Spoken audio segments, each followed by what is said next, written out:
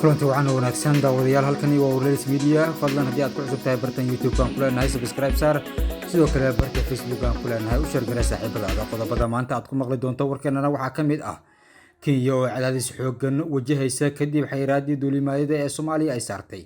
taliska ciidamada booliiska oo amray in xuquuqdooda loo celiyo saraakiil sarsare militariga Israa'iil oo sheegay inay duqeymo ku dileen Xasan Abu Harbeed madaxweynaha Galmudug oo guddi baaris ku sameeya u magacaabay dilkii Sheekh Cali Dheere oo lagu dilay magaalada Gaalkacyo gaarkeeda Hirshabeelle oo jawaab celin kulul ka bixisay warqadii wasiirka maaliyadda dowladda federaalka ee Soomaaliya uga jawaabay hadal dhawaan ay soo saartay Hirshabeelle qodobadaasi iyo qodobo kale ayaa daawadayaal ku dhageysan doontaan warkeena Wararka Media fadlan haddii aad ku cusub tahay bartan subscribe ka saaro saaxiibadaadana u gudba inuu ku bilaabano Kenya ayaa cadaadis xooggan ku wajahaysa xaaladii xayiraadda ee duulimaadada Soomaaliya ay saartay Kenya ayaa wajahaysa cadaadis xooggan oo uga imaanaya go'aankii ay hore ugu joojisay duulimaadada Soomaaliya xilli dhawaan dib loo soo celiyay xiriirkii diblomaasiyadeed ee labada dal sida ay qortay wargeyska Daily Nation ganacsatada beeraleyda jaadka ee Kenya ayaa dowladda Kenya ku cadaadinaya in ay si buuxda dib ugu soo celiso xiriirkii siyaasadeed ee labada dal iyo in sidii dib loo bilaabo dhoofintii qaadka gudoomiyaha ururka ganacsatada jaadka ee wadanka Kenya oo la hadlay wargeyska ayaa waxa uu sheegay in dowladdu ay ku degdegtay in ay xayiraad ku soo rogto duulimaadadii u kala gooshi jiray Soomaaliya iyo Kenya taasi oo culays saari doonta ganacsatada Soomaaliya waa ganacsatada Kenyaanka ee ku nool wadanka Kenya gudoomiyaha ayaa go'aankaasi ku tilmaamay mid ra'yi qaldan ah isla markaana aan laga fiirsanin waxa uu dalbaday in dowladda Kenya ay dib uga laabato go'aankaasi dowladda Soomaaliya ayaa dhawaan waxay ku dhawaaqday in ay dib u soo celisay waa xiriirkii diblomaasiyadeed ee u dhaxeeyay Soomaaliya iyo Kenya iyadoo oo mahadnaqa xiriirkaasi in la soo celiyay siisay dowladda Qatar ganacsatada jaadka ee Kenya ayaa maalin kasta u soo diri jiray Soomaaliya qaad fara badan iyagoo ka sameyn jiray dakhli aad u fara badan si ay noloshooda ugu maareeyaan waxayna xilligan wajahayaan dhaqaale xumo baasan tan iyo markii dib loo soo celiyay xiriirkii labada dal ayaa waxaa dowladda federaalka ee Soomaaliya ay shaacisay inay weli aysan fasixin dhoofitaanka qaadka taasi oo mar kale dowladda Kenya ku qasabtay in ay joojiso xiriirkii ay la lahayd wadanka Soomaaliya Kenya ayaa ka carootay go'aanka dowladda federaalka ee Soomaaliya ee gabi ahaanba ay xayiraadda ku saartay duulimaadada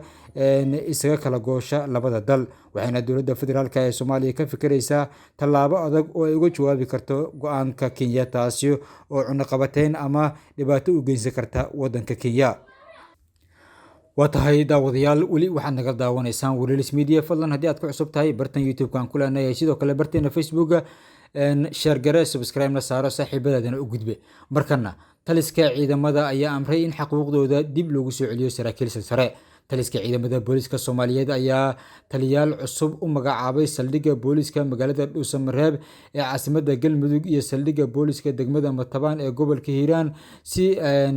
waxaana lagu sheegay wareegtadaasi in xafiiska taliska booliiska ay ka soo baxday wareegtada taliska ayaa waxaa xilka taliyaha booliiska magaalada Dhuusamareeb loogu magacaabay gaashaanle Maxamed Xasan Warsame halka taliyaha saldhigga booliiska degmada Matabaan ee gobolka Hiiraan sidoo kale loo magacaabay Dhamme Nuun Cilmi Maxamed waxa uu talisku faray in la dalbo taliyaasha cusub xuquuqdoodana la siiyo sidoo kale waxa lagu sheegay wareegtada in uu saxiixay taliyaha booliiska Generaal Cabdi Xasan Maxamed Xijaar ayaa sidoo kale waxa uu taliye ku-xigeenka qaybta guud ee booliiska Galmudug u magacaabay gaashaanle Maxamed Mire Maxamuud kaasi oo hore u ahaa taliyaha booliiska Dhuusamareeb Xijaar ayaa faray taliyaha qaybta guud ee booliiska gobolka Mudug in sida ugu dhaqsaha badan uu u howlgeliyo saraakiisha cusub ee xilalka kor lagu soo xasay loo magacaabay sidoo kale waxa uu Generaal Xijaar faray taliyaha qaybta guud ee taliyaasha cusub in loo dalbo xuquuqdooda taliyaashan cusub ee loo magacaabay xilka wali daawadayaal waxaa nagala socotaan Wararka Media markana Palestine xamaas oo duqeysay 2 magaalo oo ka mid ah Israa'iil iyo weerarkii ugu dambeeyay. ururka xamaas ayaa gantaalo ku garaacay 2 magaalo oo ka mid ah dhulka Yuhuudda xoogga ay ku haysato, halka ciidamada Yuhuuddu ay maanta iyaguna mar kale duqeymo xoog leh oo dhanka cirka ah iyo dhulka ah ay la beegsadaan qaybo kala duwan oo ka tirsan magaalada Gaza. duqeymaha Israa'iil ayaa lagu bartilmaameedsaday guryo ay degan yihiin dad rayid ah, xarumaha amniga iyo xarumaha dowladeed ee ku yaala magaalada Gaza. sidoo kale duqeymaha ayaa si ula kac ah waxaa lagu burburiyey tiro ka mid ah wadooyinka waaweyn iyo isgoysyada, taasi oo sababtay burburka qaybo ka mid ah magaalada Gaza. xamaas ayaa dhankeeda gantaalo culus la beegsanaysa magaalooyinka Israa'iil ee ay degan yihiin, waxayna saraakiisha caafimaadka Israa'iil xaqiijiyeen dhaawaca 13 qof oo Israa'iiliyiin ah, inkastoo aysan jirinin ila madax bannaan oo xaqiijiyay khasaare intaasi ka badan. intii ciidamada Israa'iil ay wadeen duqeymaha ayaa waxa ugu yaraan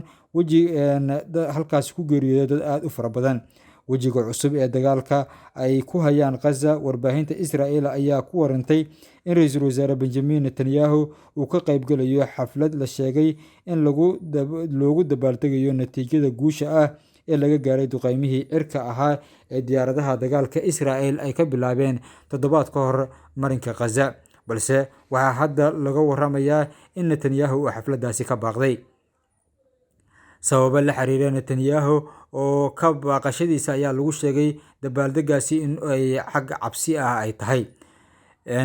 magaalada Gaza ayaa waxaa ka socda duqeymo daran oo ciidamada Israa'iil ay ku wadaan. sidoo kale ciidamada Israa'iil ayaa sheegay in kadib saqdii dhexe ee xalay ay fuliyeen wejigii saddexaad ee dagaalkooda 8 maalin ee sida joogtada ah uga socday marinka Gaza, waxayna ka howlgalayaan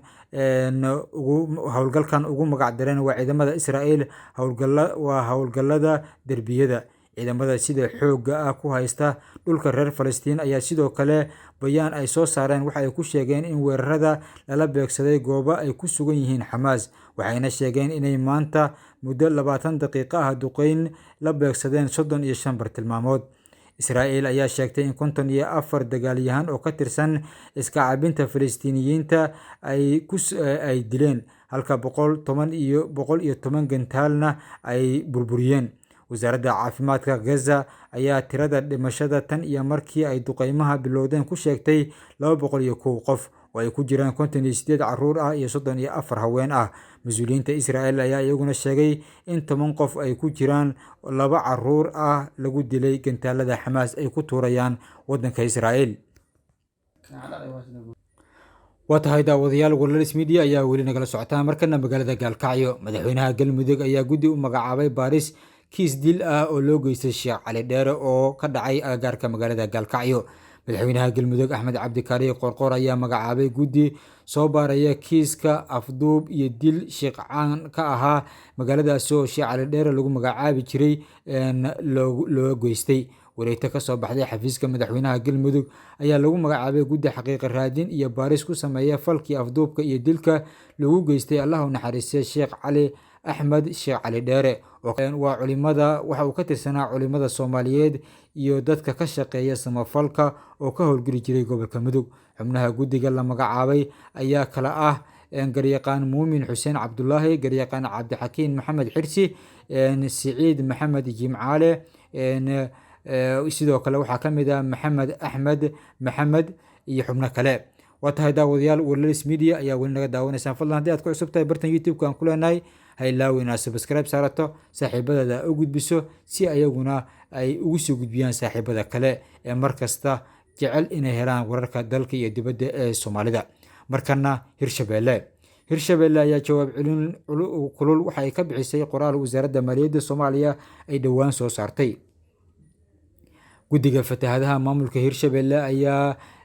jawaab celin kulul u diray wasaaradda maaliyadda xukuumadda federaalka ee Soomaaliya kadib markii ay soo saartay qoraal ay ku beenisay eedeyn ka timid guddigaasi. war-saxaafadeedka Hirshabelle ayaa lagu sheegay in warkii ka soo baxay wasaaradda maaliyadda dowladda federaalk ee Soomaaliya uu ahaa mid isdifaacis ah iyadoo caddeysay in mashruuca uu bangiga adduunka ansixiyey sanad ka hor May 2020 qandaraaska la bixiyey May 2021 xilli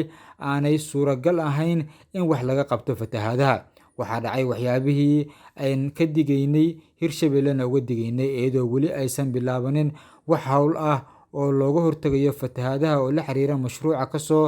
kabashada masiibooyinka ayaa lagu yiri qoraal ka soo baxay guddiga fatahaadaha ee Hirshabelle. watahay daawadayaal Wararka Media ayaa naga daawanayseen. fadlan haddii aad ka cusub tahay bartan YouTube-ka aan ku leenahay subscribe saaro, Facebook sidoo kale saaxiibadaada u share gare. maalin kasta saacad kasta halkan waxaad ka heli kartaa war wixii dunida dacaladeeda ugu dambeeyay oo aanu maalin kasta halkan idinku soo gudbin doono.